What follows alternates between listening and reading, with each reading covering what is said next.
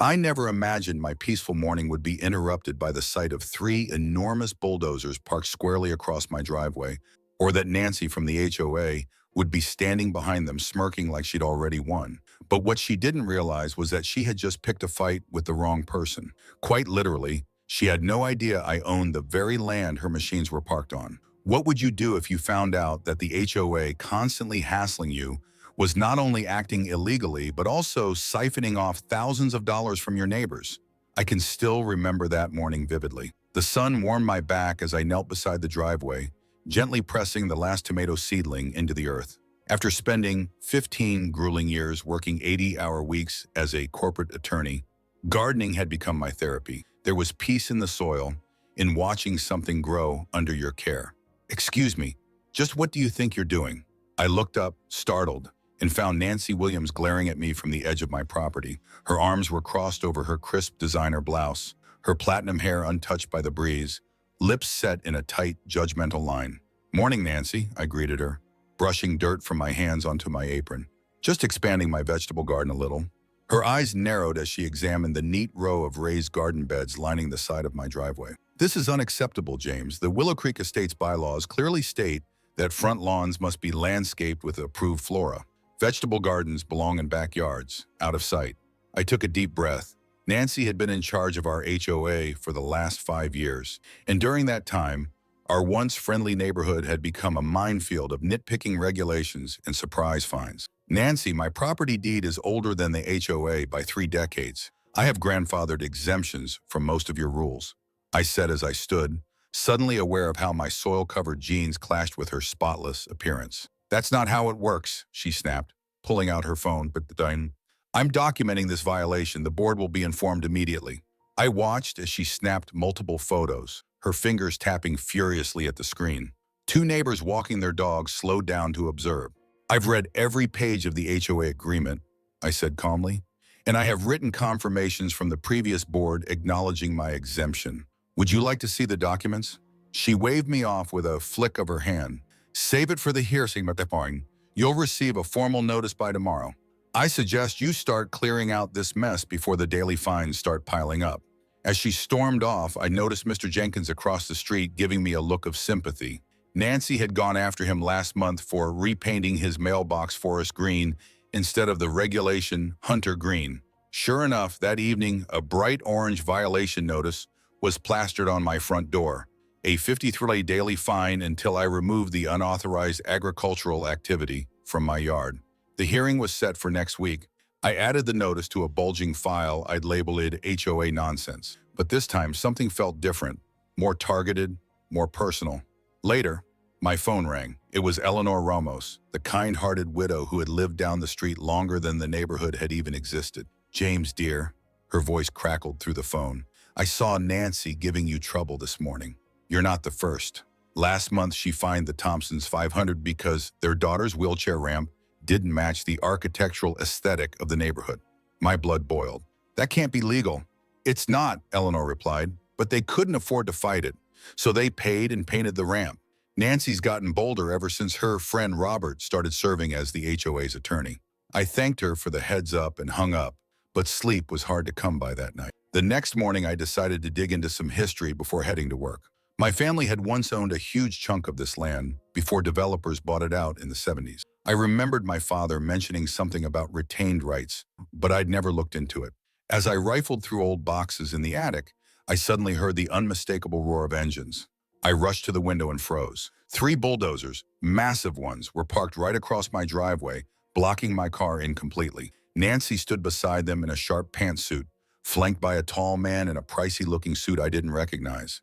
A small crowd of neighbors had gathered, watching with wide eyes. My heart pounded as I grabbed my phone and my ever-growing HOA folder. Whatever game Nancy thought she was winning, she had just taken the wrong turn. As I stepped out onto my front porch, her face lit up with a smug smile that sent a chill crawling down my spine. The bulldozer engines rumbled low, their drivers sitting idle, waiting for a signal. "James Anderson," Nancy called out, her voice rising for the crowd to hear.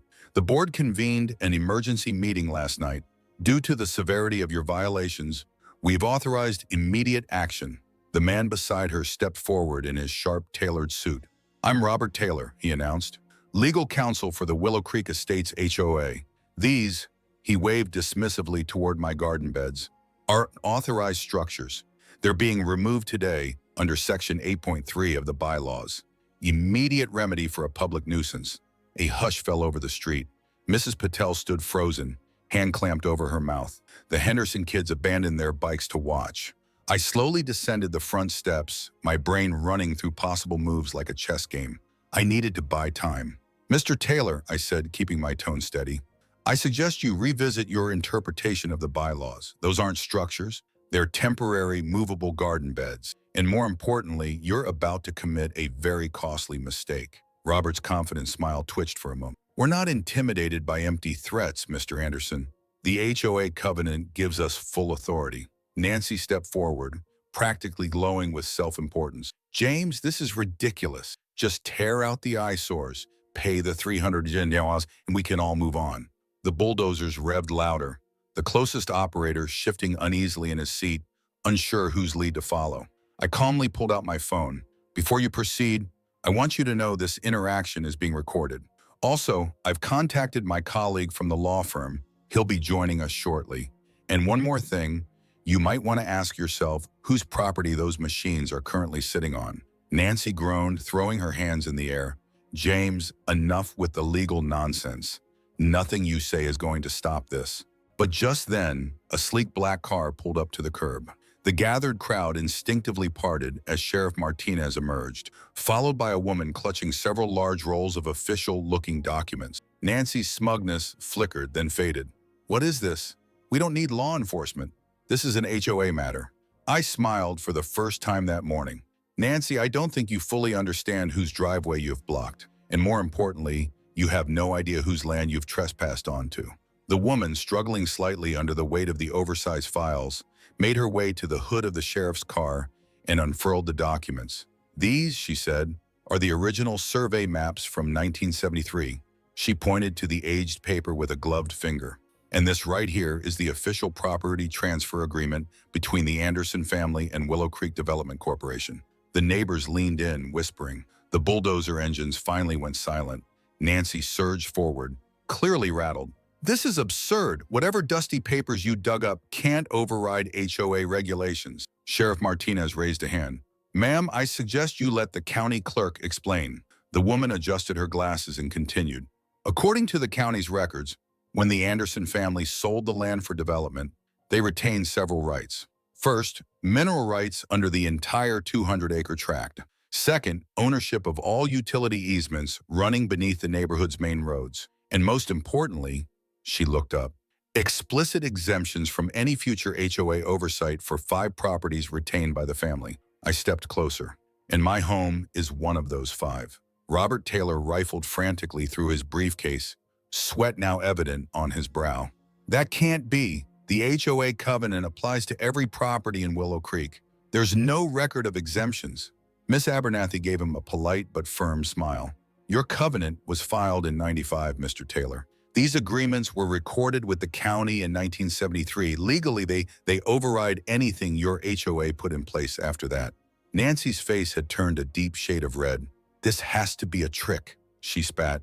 "Even if James has some technical exemption, he still has to follow basic community guidelines." "Actually," Sheriff Martinez interrupted, his voice cutting through the tension like a blade, "under county law, Mr. Anderson is free to use his property however he wishes, so long as he complies with zoning regulations. And vegetable gardens," he looked around pointedly, "they're perfectly legal in residential zones." The murmurs among the growing crowd grew louder. I spotted Mr. Jenkins across the street, his phone raised, filming everything. A few feet away, Mrs. Patel whispered hurried explanations to her elderly father in their native tongue. Nancy turned sharply toward the bulldozer operators. "This doesn't change anything. Proceed with the removal? Now." But the lead operator hesitated, then shook his head. "Sorry, ma'am," he said, clearly uncomfortable. "I'm not risking my license on a property dispute. Not without a court order." Nancy's face twisted in frustration. "Then I'll get one.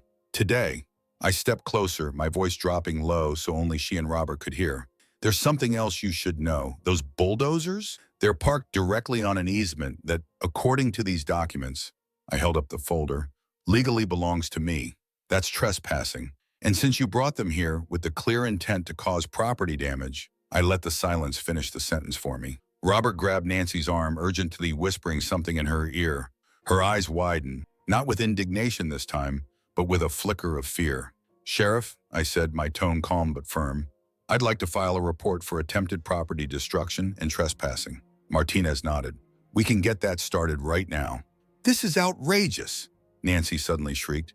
"The HOA has governed this community for decades. You can't just march in here and declare yourself exempt." "It's not sudden, Nancy," came a familiar voice from the crowd. Eleanor Ramos slowly emerged, leaning on her cane, her steps unhurried but deliberate. "Some of us have known about the Anderson family's exemptions for years. The previous board respected them, but then, you took over." Nancy's eyes narrowed. "Stay out of this, Eleanor. Or have you forgotten about your hearing next week? You know, for violating the holiday decor guidelines?" Gasps rippled through the crowd at her open threat toward the community's beloved 82-year-old widow. Eleanor, unfazed, smiled sweetly. "Oh, I haven't forgotten a thing. In fact, my memory's quite sharp. I remember when your husband built that shed 2 feet over the Johnsons' property line. And I remember when you had Robert dismiss the violation. What did you call it? Administrative discretion?" The murmuring grew louder. Nancy glanced around nervously, her grip on the situation slipping with every passing second. Faces once fearful now looked skeptical, even angry. Robert checked his watch. "Nancy, maybe we should take this discussion elsewhere. Schedule a formal hearing." "There won't be a hearing," I interjected. "This property is outside your jurisdiction, and unless you want to add more legal trouble to your plate, those bulldozers need to be off my easement now." Sheriff Martinez stepped forward. "Let's keep this civil. Miss Williams, Mr. Taylor, I recommend you instruct those operators to remove their equipment. Mr. Anderson will complete your report once the area is cleared." Nancy looked around one last time, her once commanding presence unraveling. The neighbors, once compliant, now watched her with curiosity, some even smiling. "This isn't over," she hissed at me, her voice full of venom. "Not by a long shot." As the bulldozers finally began to back away, Eleanor touched my arm gently. "James, there's something else," she said quietly. "About the HOA's financial records." I turned to her. "What about them?" She glanced around at the gathered crowd. "Not here. Too many ears. Come by my house this evening. Bring those old documents. I have a feeling we've only scratched the surface of what Nancy's been up to." Nancy and Robert retreated to their car, but I noticed something different in their eyes this time. They weren't just irritated. They were afraid. Whatever they'd tried to bury by rushing to destroy my little garden, they now realized it had the potential to expose something far more dangerous than a zoning dispute. The last bulldozer rumbled off, my tomato beds left untouched. Sheriff Martinez approached, flipping open his citation book. "Want to make that report now?" I watched Nancy's car disappear around the corner. "Absolutely. And Sheriff, you may want to loop in the county prosecutor. Something tells me we're looking at more than trespassing." Eleanor squeezed my hand before leaving. 7 o'clock, she whispered. "And James, bring a calculator. You're going to need it." As the crowd began to disperse, several neighbors lingered around my garden beds, inspecting them with newfound appreciation. What Nancy had tried to destroy was now becoming something more. A quiet rebellion rooted in soil and community. All I ever wanted was to grow tomatoes in peace. Now it seemed I was about to uncover something that could change everything. My neighbors were glued to their windows, peeking through curtains and blinds, witnessing the spectacle unfold on my front lawn. I had no time to lose. With trembling fingers, I pulled out my phone and dialed the only person who could help me in that moment. "County Clerk's office. This is Martha." "Martha, it's James Anderson," I said quickly. "Remember those old land deeds we reviewed last month? I need them brought to my house right away. It's urgent." Out on my lawn, Nancy strutted like she owned the place, barking orders at the bulldozer operators and gesturing dramatically at my garden beds. Robert, standing beside her, kept nodding and flipping through a clipboard, playing the part of loyal henchman. "You have exactly 30 minutes to say goodbye to your little farm," Nancy called out, her voice dripping with artificial sweetness. "Maybe next time you'll think twice before breaking the rules like everyone else." I didn't flinch. "I suggest no one lays a finger on anything until Martha gets here." "Martha?" Nancy scoffed, her grin faltering. "Who the hell is Martha?" "You'll see." The next 20 minutes were agonizing. More neighbors gathered across the street, whispering among themselves. Some wore sympathetic looks, while others looked like they were enjoying a front row seat to the drama. I spotted Mrs. Jenkins standing by her porch, phone held up and recording everything. Exactly 27 minutes later, a county vehicle pulled up to the curb. Martha had arrived, and she hadn't come alone. Behind her, a team of clerks began unloading 4 enormous boxes from the back of the van, each one stuffed with documents. Nancy's smugness slipped. "What is all this?" Robert asked, stepping forward and offering a handshake. "I'm Robert Taylor, legal counsel for the HOA. Martha didn't take his hand. "Martha Gonzalez, county clerk. I've been informed there is a property dispute taking place on what appears to be historically protected land." I couldn't help but smile as I joined her in spreading the yellowed maps and files across the hood of my car. The oldest one bore the date 1887, my great-great-grandfather's original land purchase. "Miss Williams," Martha said, adjusting her glasses as she pointed to a faded boundary line, "are you familiar with the Anderson Land Trust? Established in 1923? Nancy folded her arms. "This is ridiculous. We have HOA bylaws that do not override county law," Martha interjected sharply, "or state law for that matter." I flipped it to a newer document. "This is the 1978 contract, the one where my grandfather sold the parcels that later became Willow Creek Estates. Right here, this clause." Robert yanked the paper from my hands, his eyes widening as he read. "It clearly states," Martha explained, "that while the surface land was sold for development, the Anderson family retained full mineral rights and all utility easements. And the original homestead," she added, gesturing to my house, "was explicitly exempt from any future neighborhood covenants." "That's impossible," Nancy muttered, her face reddening by the second. "Remember that special infrastructure fee every household in Willow Creek pays the county each year?" I asked casually. "That money goes into a trust, my family's trust, as compensation for using the easements we still legally own." The bulldozer operators exchanged uneasy glances. One of them shut off his engine. "And those bulldozers," I continued, pointing to the machines that block my driveway, "they're parked directly on that easement, which makes this trespassing on private property." Nancy lunged toward the documents. "Let me see that. This has to be some kind of trick." At that exact moment, a police cruiser rolled up, lights flashing. Sheriff Martinez stepped out with a stern expression and nodded in my direction before turning to Nancy. "Miss Williams, we've received reports of attempted property destruction and unlawful trespassing at this address." "This is an internal HOA matter," Nancy barked. "The police have no jurisdiction." "Actually," Sheriff Martinez replied, flipping open his citation book, "when Mr. Anderson's grandfather sold this land, he included a special clause stating that all legal disputes involving the retained properties would fall under county jurisdiction, not HOA arbitration." Robert's composure began to crack. "Nancy," he whispered urgently, "we need to stop this. If what they're saying is true—" "It's not," Nancy snapped, but I could see the fear creeping into her face. The crowd gasped as yet another vehicle pulled up behind the sheriff's car. Mrs. Jenkins was live streaming now, phone raised high, broadcasting the entire event to whoever was watching.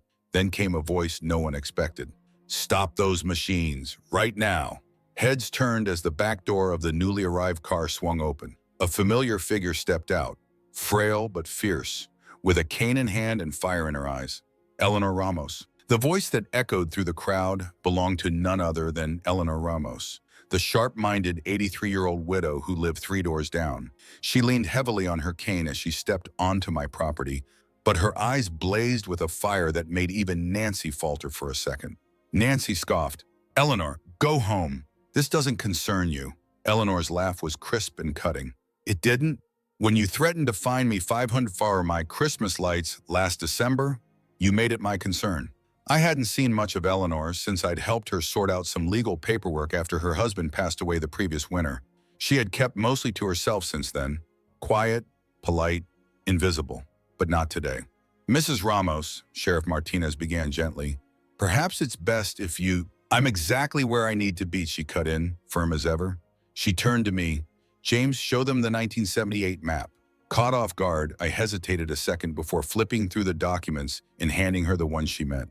With a trembling but determined hand, she pointed to a specific section of Willow Creek Estates. These 12 properties, including mine, were part of the original land sale. We were grandfathered in. James isn't the only one exempt from the HOA's overreach. Martha adjusted her glasses and leaned over for a better look. "She's right," the clerk confirmed. These original homesteads all carry the same legal protections. Nancy's face twisted with disbelief. That's absurd. The HOA has regulated those homes for years. Illegally? Eleanor replied simply. She turned back to the neighbors now clustered around the scene. Harold, Susan, Derek, you're originals too. Three elderly residents stepped forward, clearly bewildered. Is that true? Asked Harold Fisher, who'd lived at the corner lot for decades. They can't find me for my radio antenna? Susan Winters gasped. Or for hanging bird feeders? I watched as the realization settled over them. All these years, they'd been intimidated, fined, and pressured to obey rules that never legally applied to them. They'd paid money they never owed, changed things they didn't need to change. Robert pulled Nancy aside, whispering frantically in her ear. With every word, her expression darkened. But Eleanor wasn't finished. She turned to address the entire crowd, her voice carrying the weight of quiet fury. How many of you have been harassed by this HOA, fined for nonsense, threatened for minor things? Dozens of hands went up. Across the street, Mrs. Jenkins' live stream was exploding with comments. This isn't just about James's tomato garden, Eleanor said. It's about how this HOA, under Nancy's leadership, has abused its power time and time again. Sheriff Martinez nodded solemnly. I've received more complaints about this HOA in the last 12 months than any other in the county, combined, targeting elderly residents with excessive fines, towing guest vehicles without notice, stepping onto private property without consent. Nancy surged forward, her face red with rage. These accusations, sir, are false. We've only enforced the rules that everyone agreed to when they moved in. Except we didn't all agree, I said quietly. My eyes locked on hers, and you knew that. The silence that followed was thick as smoke. Even the bulldozer operators had now distanced themselves completely, idling by the curb, clearly done with the whole affair. This isn't over, Nancy spat at me. The board will handle this. You'll see. Speaking of the board, Eleanor began, reaching into her oversized handbag. I've got something everyone should see. She handed me a thick manila folder. As soon as I opened it, my legal instincts kicked in. I recognized the contents immediately. Bank statements, transaction records, even articles of incorporation. Where did you get all this? I asked in disbelief. My Frank was an accountant for 50 years, she said with a quiet smile. When Nancy fined me over some Christmas lights, I got curious. I started requesting public records. Most folks don't bother reading those monthly HOA mailings, but I did. Each page was more damning than the last. The HOA had been collecting special assessments from every home for a community pool renovation that had never even started. Over $300,000 had vanished. I flipped it to the final page. An LLC registration document, WCE Holdings LLC, listed as managing members, Robert Taylor and Nancy Williams. Nancy lunged for the folder. That's private HOA business. Sheriff Martinez stepped in immediately. Ma'am, I'm going to ask you to step back. The neighbors crowded around us, craning their necks to see what had caused the outburst. These are serious allegations, Martha said, scanning the documents over my shoulder. If these figures are accurate, this goes far beyond HOA infractions. We're talking about potential fraud. Nancy's mask finally cracked. You don't know who you're dealing with, she hissed. My husband plays golf with Judge Brennan. This will all disappear by tomorrow. I met her gaze. You may want to check the news, Nancy. Judge Brennan retired last week after the ethics investigation. A ripple of disbelief moved through the crowd. Mrs. Jenkins zoomed in with her phone. Eleanor leaned in and whispered, there's more, so much more. As the sheriff began collecting statements from neighbors, I stared at the documents in my hands, trying to process what Eleanor had unearthed. My hands shook as I flipped to a page marked with a yellow sticky note. More bank statements, more unexplained withdrawals. The HOA had been pulling an additional $300 a month from each household for years. Again, for the pool that remained unchanged since the day I moved in. That's over $300,000 missing, I murmured, running my finger down the numbers. Where the hell did it all go? Eleanor pointed to the next page, a payment trail leading straight to a company called Williams Taylor Consulting. I stared at her, stunned. Nancy Williams and Robert Taylor? They've been stealing from us for years, she said, her voice barely audible. How did you find all this? I asked, still in disbelief. She gave me a sad little smile. Frank taught me how to read financial statements. When Nancy fined me $200 for leaving my Christmas lights up 2 extra days, I got mad. So I started reading the fine print nobody else bothers with. I reached for my phone. We have to show this to everyone. Right now. Wait, she said, laying a hand gently on mine. There's one last thing. The final page showed something even worse.